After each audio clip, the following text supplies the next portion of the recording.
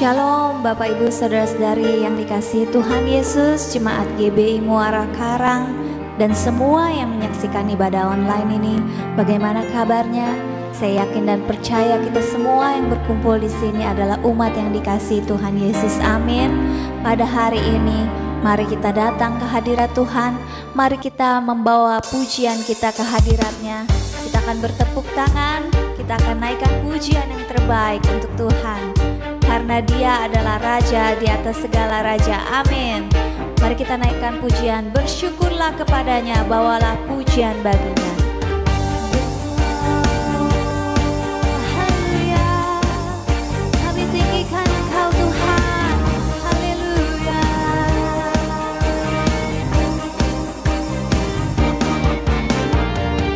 Bersyukurlah kepadanya, bawalah pujian baginya. Karena Dia Raja, oh Dia yang perkasa.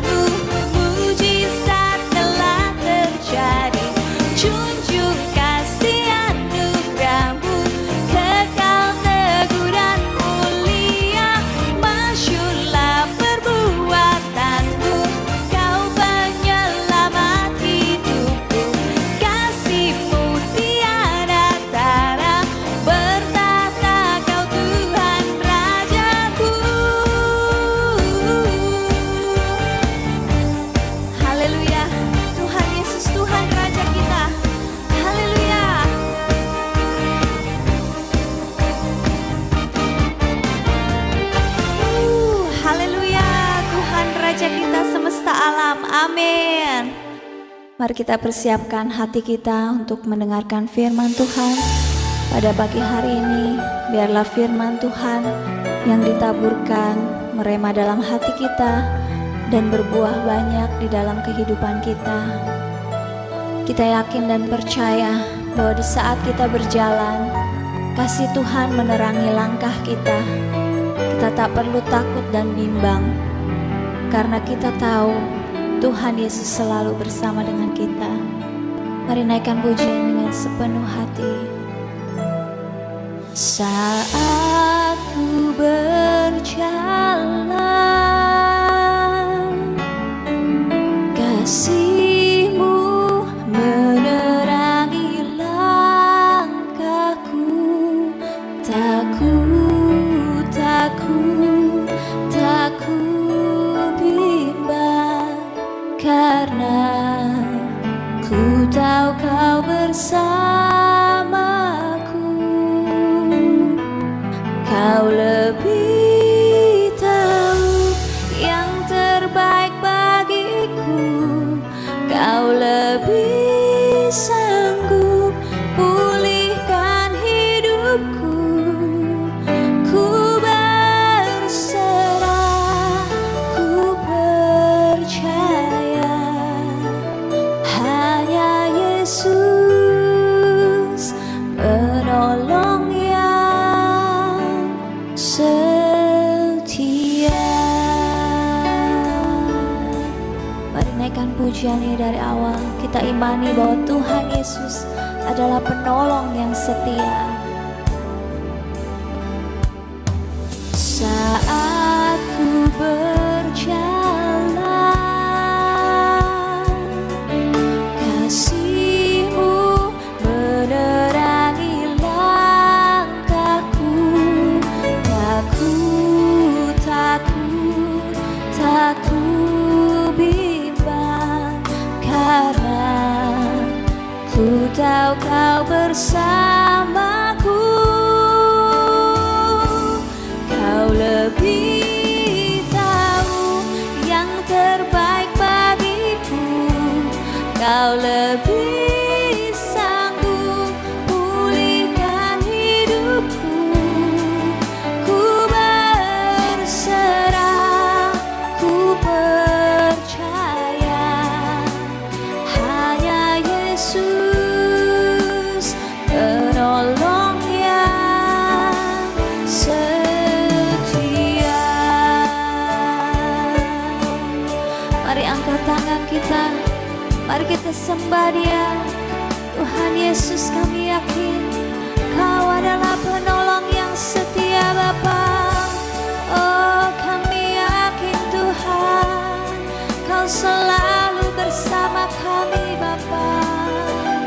Di saat kami terjatuh, di saat kami bersedih, di saat kami berbeban berat, kami yakin dan percaya Tuhan, Kau selalu ada di sana Bapa.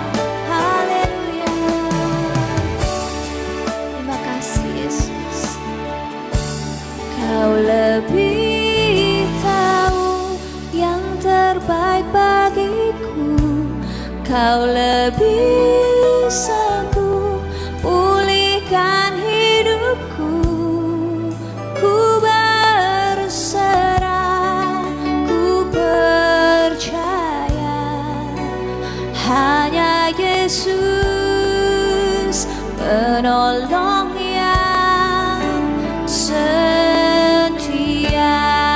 Lebih lagi Kau lebih tahu, Kau lebih tahu yang terbaik bagiku.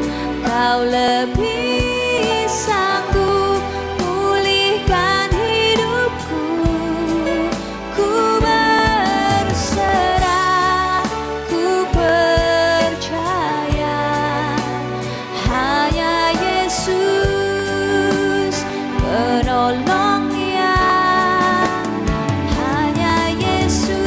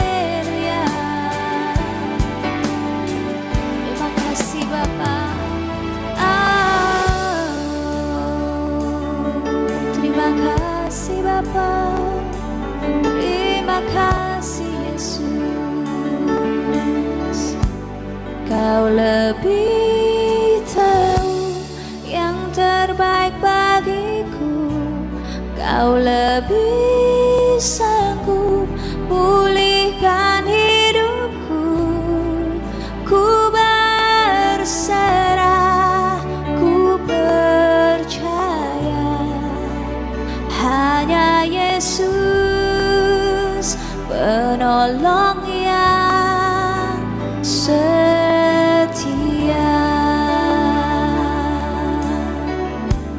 Kau lebih tahu yang terbaik bagiku.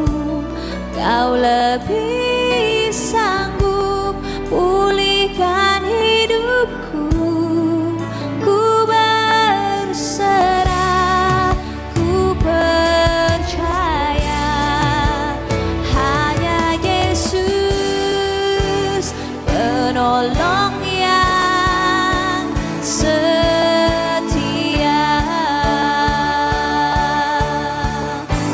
Kau lebih tahu yang terbaik bagiku.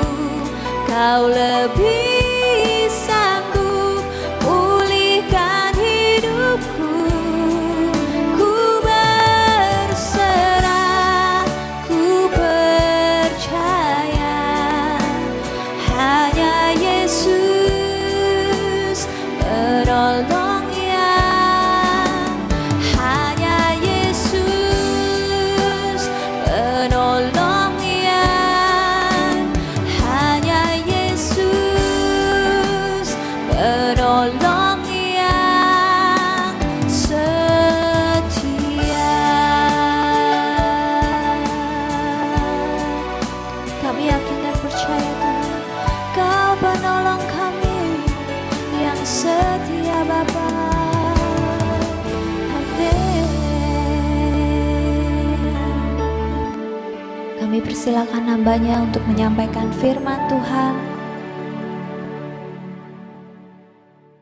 Shalom, saudara-saudara, khususnya jemaat GBI Muara Karang dimanapun Anda berada.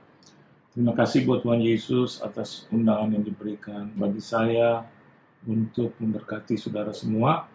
Dan terima kasih juga untuk Gembala Sidang tentunya dan seluruh koordinator dan pelayan Tuhan yang boleh melayani Tuhan. Dan hari ini kita ada, meskipun ada di dalam satu pertemuan online service, tetapi saya yakin dan percaya tidak mengurangi dari sesuatu yang Tuhan akan berikan kepada kita. Kita akan berdoa terlebih dahulu. Bapa di sorga, Bapa yang kami panggil dan kenal di dalam nama Tuhan kami Yesus Kristus. Terima kasih Tuhan untuk apa yang Kau berikan bagi kami, anugerah Tuhan yang selalu baru, kesempatan yang kami terima. Bahkan kami akan mendengarkan sebagian dari perkataan firman-Mu, berkata-kata Engkau Tuhan. Kuasai ruangan hati kami masing-masing, dan biarlah firman-Mu sampai ke dalam hati kami, ke dalam kehidupan kami, supaya kami bisa mempraktekannya dengan baik, sesuai dengan kehendak-Mu. Di dalam nama Tuhan Yesus Kristus, kami sambut firman-Mu. Haleluya. Amin. Tanpa berlama-lama, kita akan melihat kebenaran firman Tuhan, khususnya di dalam Injil Lukas pasal yang ke-16. Lukas pasal yang ke-16, ayatnya yang ke-8 dan ayatnya yang ke-9. Kita akan baca bersama-sama saudara. Lukas pasal yang ke-16, ayat yang ke-8 dan ayat yang ke-9. Ya. Oke, 1, 2, dan 3. Lalu Tuhan itu memuji bendahara yang tidak jujur itu, karena ia telah bertindak dengan cerdik. Sebab anak-anak dunia ini lebih cerdik terhadap sesamanya daripada anak-anak terang. Dan aku berkata kepadamu, ikatlah persahabatan dengan mempergunakan mamun yang tidak jujur, supaya jika mamun itu tidak dapat menolong lagi, kamu diterima di dalam kemah abadi. Sekilas ketika kita membaca kebenaran firman Tuhan ini, sepertinya karena apa yang tertulis di dalam bahasa Indonesia, seolah-olah Yesus ingin memerintahkan kepada saya dan Anda untuk berlaku tidak jujur. Itu yang pertama. Dan yang kedua, yang saya boleh lihat di sini, bahwa persahabatan itu tidak memandang satu halangan apapun. Kita boleh bersahabat dengan siapa saja, bahkan dengan apa saja, saudara. Bahkan kalau kita perhatikan lagi di dalam terjemahan ini, supaya jika Mamon itu tidak dapat menolong lagi, kamu diterima di dalam kemah abadi. Seolah-olah bahwa kerajaan surga itu adalah tempat terakhir di mana saya dan Anda bisa berlindung di dalamnya, mendapatkan pertolongan. Tetapi kalau kita memiliki satu pemahaman yang baik, hikmat yang datangnya daripada Tuhan, bahkan satu pengertian tentang Kristus itu sendiri, maka lenyaplah apa yang tadi saya katakan. Kenapa saya katakan demikian? Kalau Anda membaca kebenaran firman Tuhan, membaca suratan Tuhan terhadap kita, kita tahu bahwa Tuhan itu baik, sungguh baik, sangat-sangat baik. Tidak ada penipuan ya yang dilakukan Tuhan kepada kita. Bahkan tidak ada kejahatan yang Tuhan rancangkan dalam kehidupan saya dan Anda. Saya katakan demikian karena seringkali di dalam kekristenan kita mencari bukti-bukti atau kita mencari hal-hal, khususnya kebenaran firman Tuhan untuk berlindung. Saya mau katakan buat saudara bahwa Injil itu tidak dibuat atau tidak dikirimkan kepada kita untuk melindungi dosa kita. Tetapi sebaliknya, Injil itu dibuat untuk menelanjangi dosa kita, kita bertobat dan kita boleh masuk ke dalam kehidupan yang kekal. Itu perbedaannya, saudara. Oleh sebab itu, kalau kita melihat kebenaran firman Tuhan di ayat yang ke-8 dan ayat yang ke-9, Alkitab menulis bahwa Tuhan itu memuji bendahara yang tidak jujur itu. Karena ia terlihat bertindak dengan cerdik. Sebab anak-anak dunia ini lebih cerdik terhadap sesamanya daripada anak-anak terang. Yesus ingin menggarisbawahi bahwa sesungguhnya ketika saya dan Anda hidup di dalam dunia ini, saya dan Anda harus memakai dan memiliki hikmat itu. Karena dia katakan seringkali ketika kita berhadapan dengan anak-anak dunia, kita kalah, saudara. Kenapa? Karena kita kurang cerdik. Yang ada adalah tulus. Yesus sendiri mengatakan, ya, tulus seperti merpati, tetapi cerdik seperti ular. Hendaklah engkau cerdik seperti ular, tetapi tulus seperti merpati. Urutannya seperti itu. Jadi, tulus seperti merpati adalah dasar daripada kehidupan kita. Tetapi ketika kita berhadapan dengan orang-orang tersebut, yaitu anak-anak dunia, maka saya dan Anda juga harus memperhatikan bagaimana ular itu hidup dengan kecerdikan. Jadi, bukan hanya tulus adalah dasar. Tetapi menghadapi kehidupan dunia ini yang begitu keras, begitu jahat, begitu tidak kompromi bagi anak-anak Tuhan, maka diperlukan satu hikmat, diperlukan satu kecerdikan, diperlukan satu kepandaian yang lebih.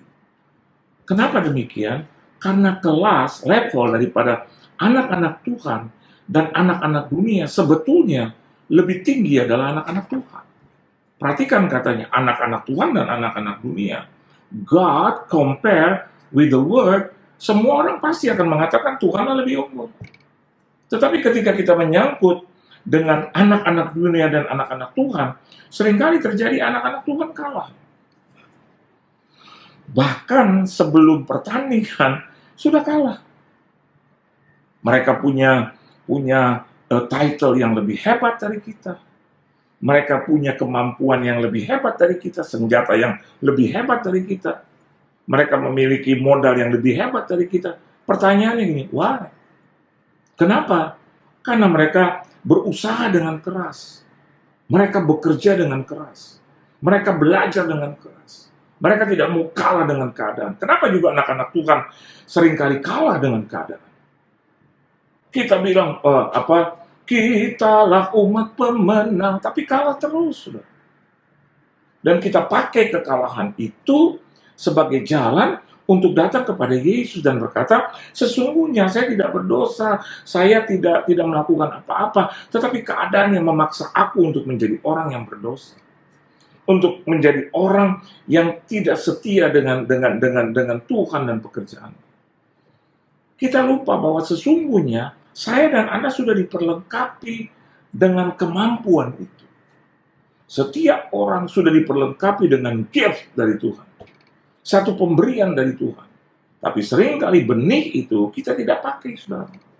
Kenapa? Saking malasnya kita. Dan mudah untuk dikalahkan. Nggak mau capek, nggak mau berlelah-lelah. Nggak mau berusaha sedemikian rupa. Sehingga ketika ada di pertandingan, hanya bilang darah Yesus, darah Yesus, darah Yesus. Saya mengerti tentang darah Yesus. Saya mengerti tentang Yesus yang tidak terkalahkan. Tapi saya juga harus pakai itu. Pakai darah Yesus di dalam perbuatan saya. Yakobus katakan itu. Bahwa iman tanpa perbuatan itu mati. Iman tanpa perbuatan itu kosong, saudara. Iman tanpa perbuatan bahkan dikatakan sia-sia. Kenapa demikian? Seringkali hanya iman. Bagaimana mungkin kita bisa melihat iman itu tanpa perbuatan yang saya dan Anda harusnya lakukan? Memang perbuatan tanpa iman menjadi sesuatu yang salah, saudara.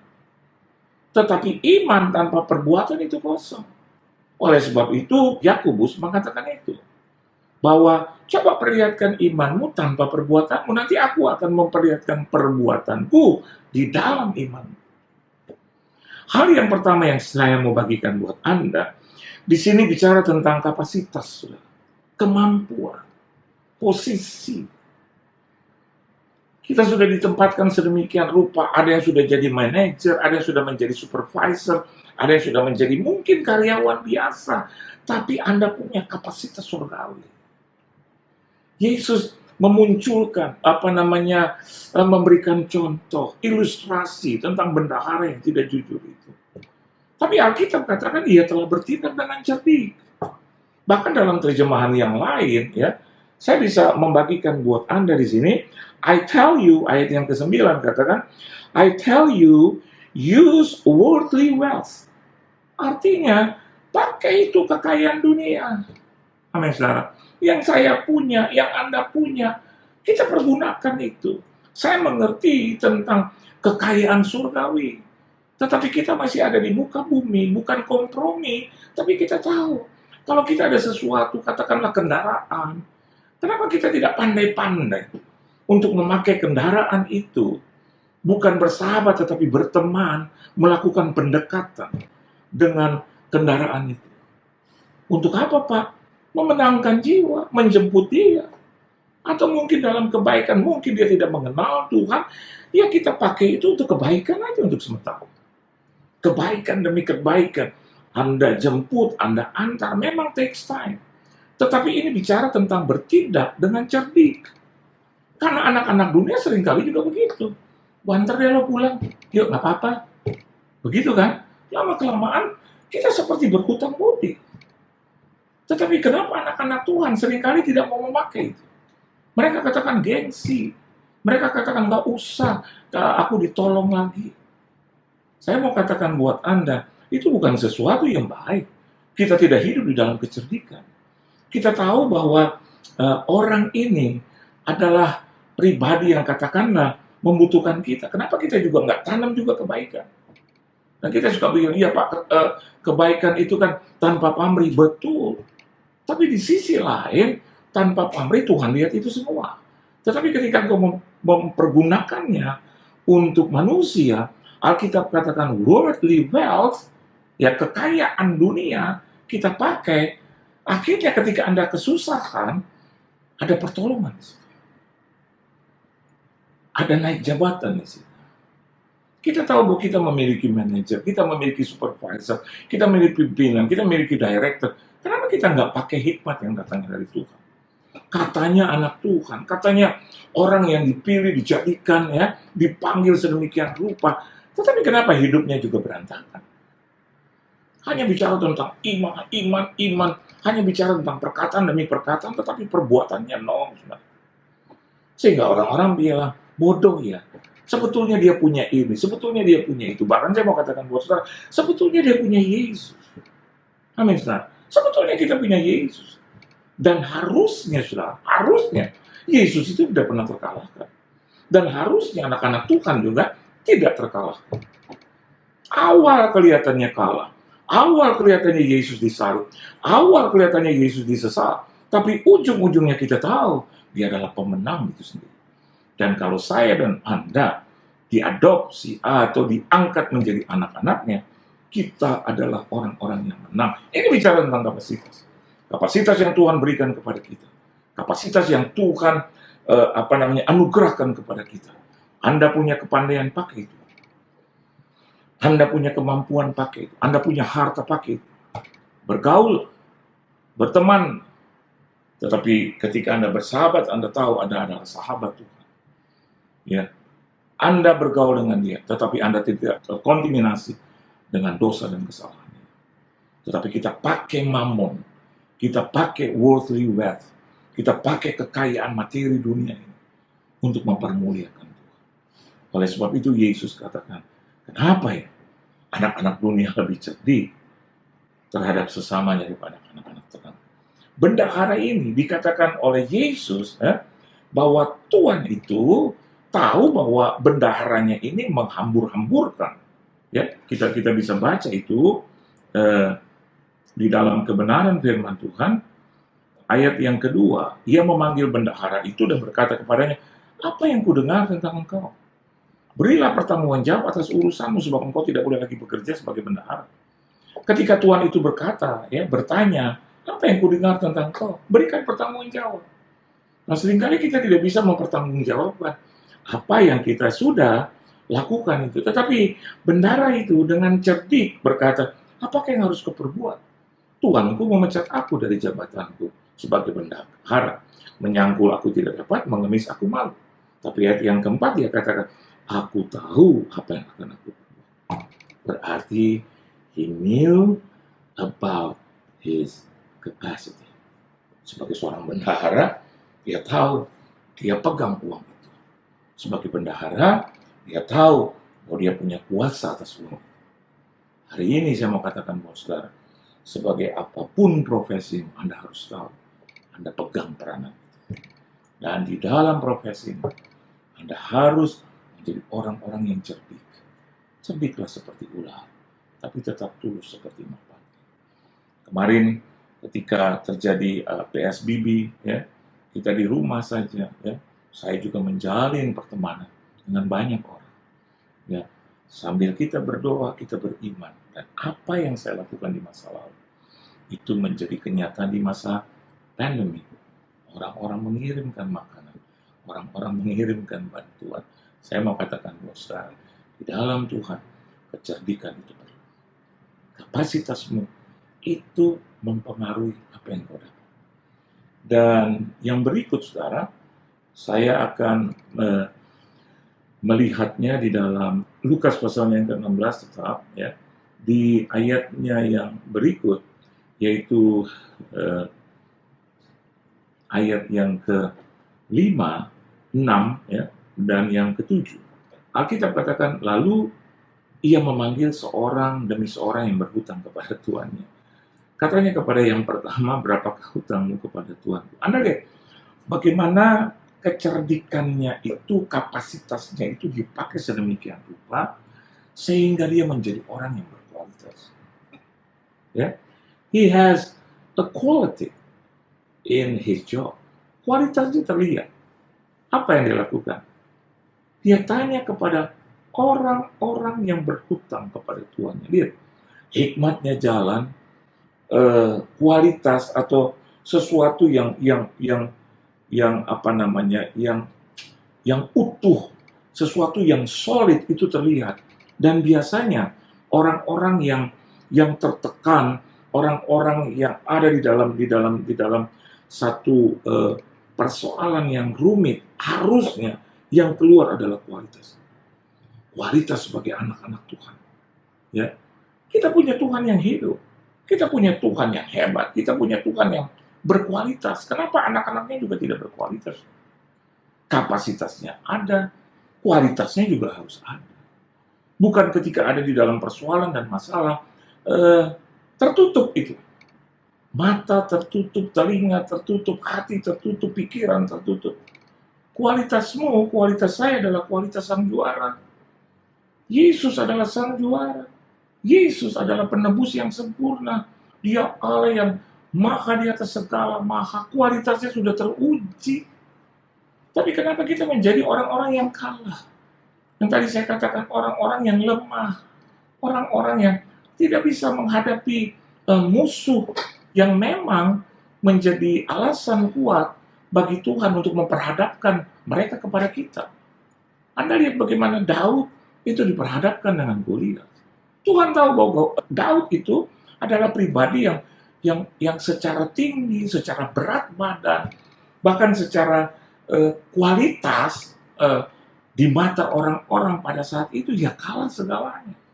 Tapi saya mau katakan buat saudara, hari ini kan Injil ada di depan kita.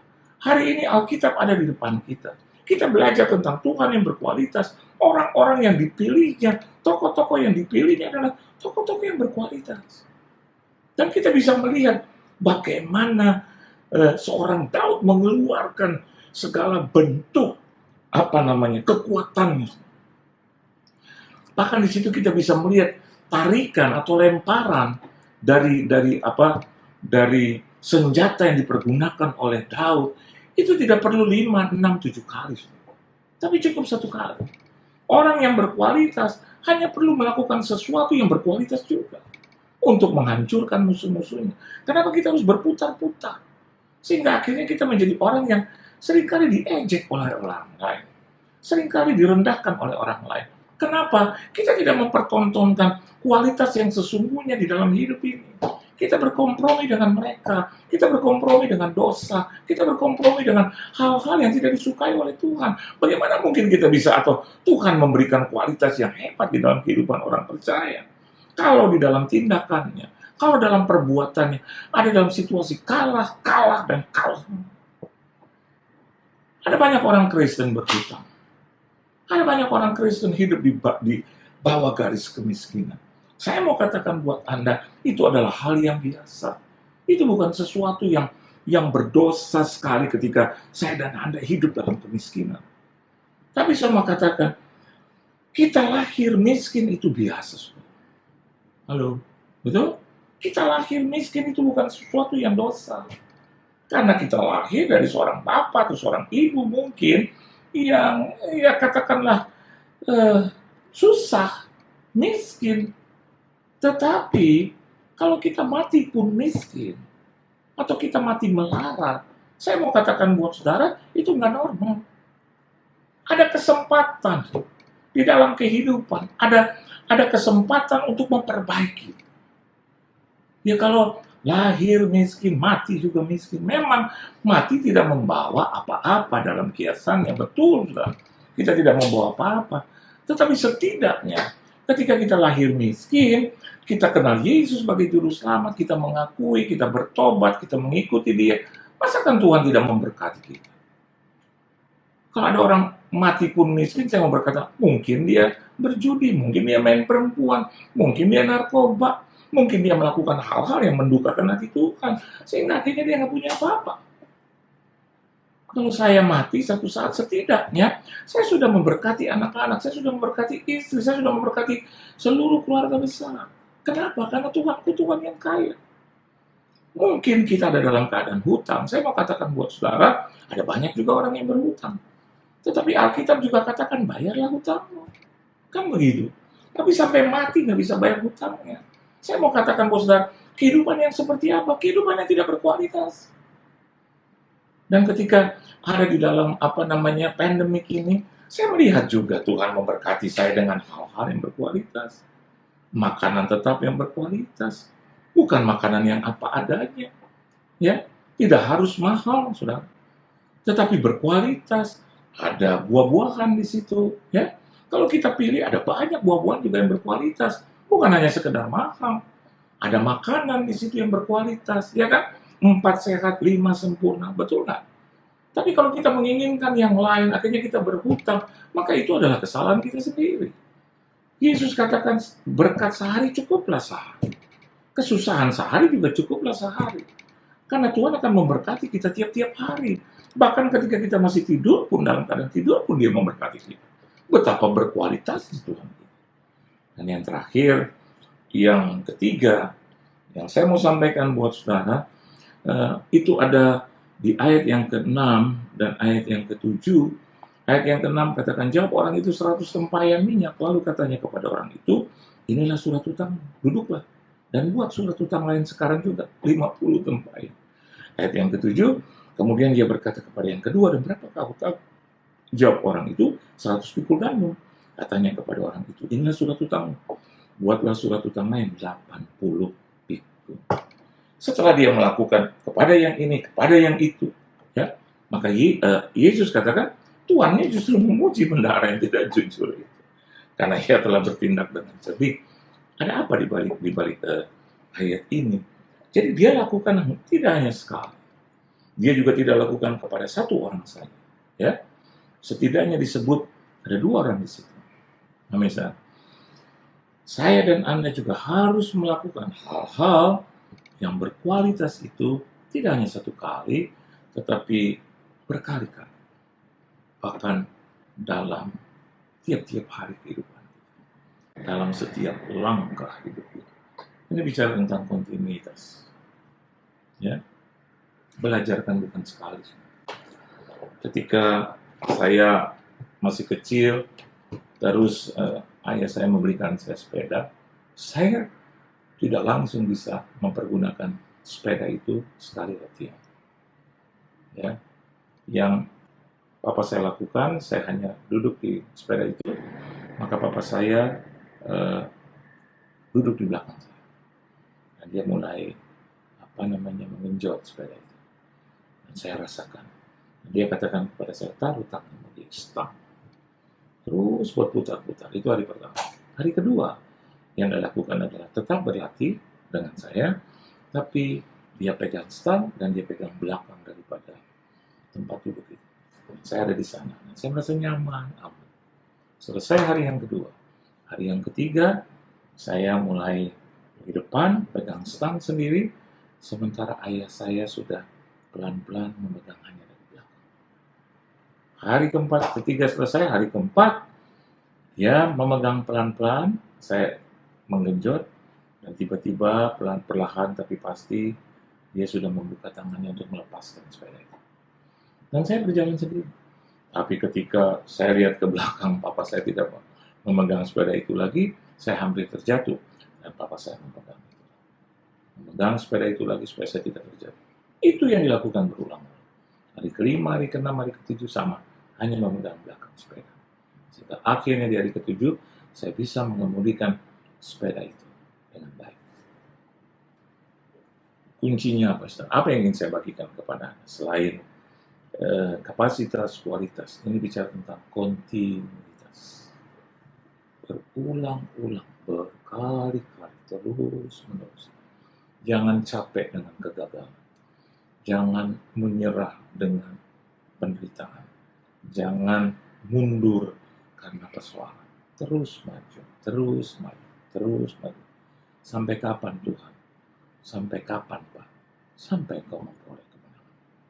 Kemenangan tidak bisa dihasilkan hanya dengan 1-2 kali perbuatan. Kualitas juga bukan ditunjukkan oleh seseorang hanya di dalam 1 kali kesempatan. Tidak. Tetapi dengan latihan demi latihan. Dengan kemauan untuk capek. Kemauan untuk bertekun. Bahkan kemauan untuk fight, untuk bergumul. Doa banyak yang bukan hanya 1-2 kali, tapi yang diulang-ulang, yang dilakukan terus-menerus sampai akhirnya mendapatkan jawaban. Tuhan Yesus memberkati saudara.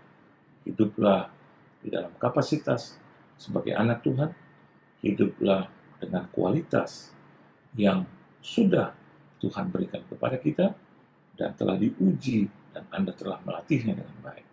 Dan hiduplah di dalam kontinuitas, tidak pernah lelah, beribadah terus dan terus sampai Tuhan Yesus datang kali yang kedua. Jangan hentikan tindakan baik. Jangan hentikan hal-hal yang baik yang Tuhan sudah berikan kepada kita. Tuhan Yesus memberkati saudara. Kita tunduk kepala kita, berdoa terima kasih Tuhan atas firman-Mu, dan biarlah jemaat-Mu dan kami semua boleh diberkati oleh kebenaran firman. terus Engkau memberkati kami dengan perkataan, teguran, nasihat. Bahkan Engkau memberkati dengan firman-Mu yang selalu baru, selalu menguatkan kami. Berkati seluruh jemaat-Mu, keluarga, rumah tangga mereka, pekerjaan, usaha, mata pencarian, aktivitas mereka. Apa saja mereka kerjakan boleh berhasil dan beruntung. Berikan mereka sehat, jagai kesehatan mereka Tuhan Yesus, dan tetap setia sampai Engkau datang kali yang kedua. Di dalam nama Tuhan Yesus, kami semua telah diberkati. Haleluya. Amin. Tuhan Yesus memberkati saudara.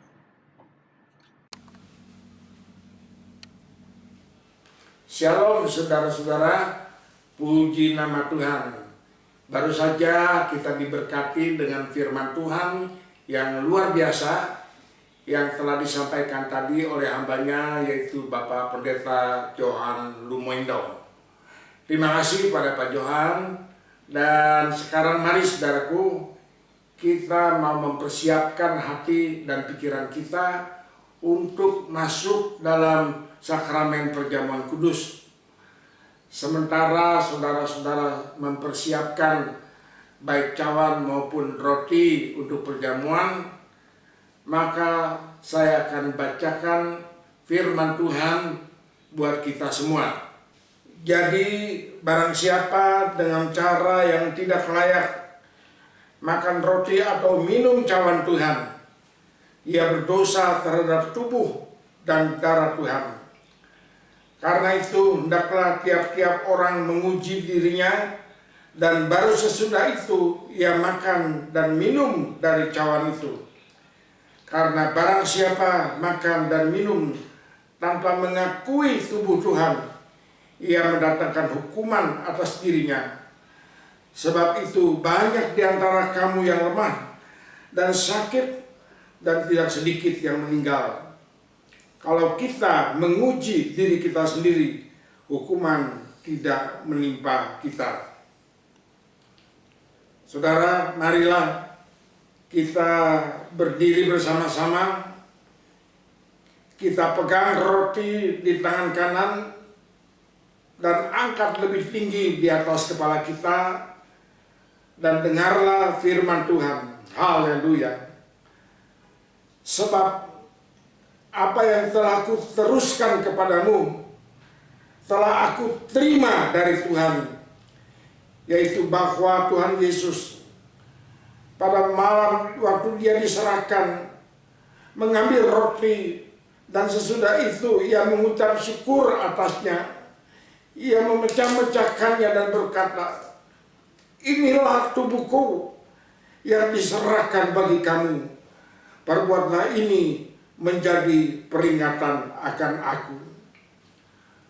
Saudara-saudara yang dikasihi Tuhan, bukankah roti yang kita pecah-pecahkan ini adalah persekutuan dengan tubuh Kristus? Amin. Mari kita makan dengan percaya. Di dalam nama Tuhan Yesus Kristus, kami sambut tubuh-Mu ya Tuhan. Haleluya.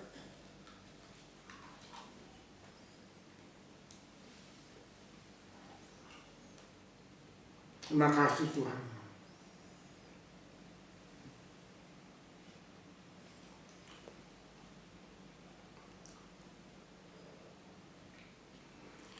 Sekarang saudara, mari kita pegang cawan di tangan kanan,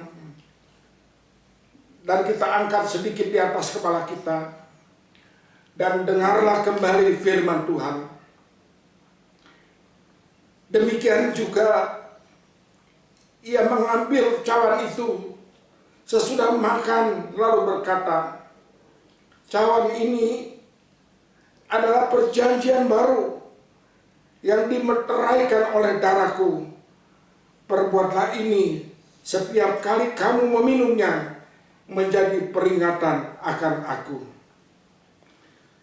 Saudara-saudara yang dikasihi Tuhan, bukankah cawan pengucapan syukur yang atasnya kita ucapkan syukur adalah persekutuan dengan darah Kristus? Haleluya, amin. Mari kita minum dengan percaya. Di dalam nama Tuhan Yesus Kristus, kami sambut darah-Mu ya Tuhan, untuk menyembuhkan, untuk membebaskan dan memulihkan kehidupan kami. Haleluya.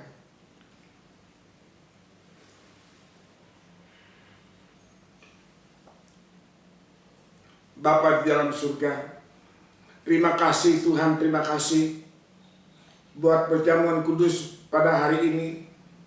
Sesungguhnya kami tidak layak Tuhan, karena kami adalah orang-orang yang berdosa. Tetapi hanya oleh kasih karunia-Mu, Engkau sudah membenarkan dan melayakkan kami untuk berjamu bersama-sama dengan Tuhan. Kami percaya dengan tubuh-Mu dan darah-Mu, maka yang sakit sudah Engkau sembuhkan. Yang di dalam segala masalah, Engkau sudah memberikan kelepasan dan pemulihan kepada kami. Terima kasih Bapa, terima kasih buat pengorbanan-Mu yang luar biasa di atas kayu salib. Membuktikan kasih-Mu yang tidak pernah berkesudahan kepada kami. Terima kasih Tuhan, terima kasih. Haleluya.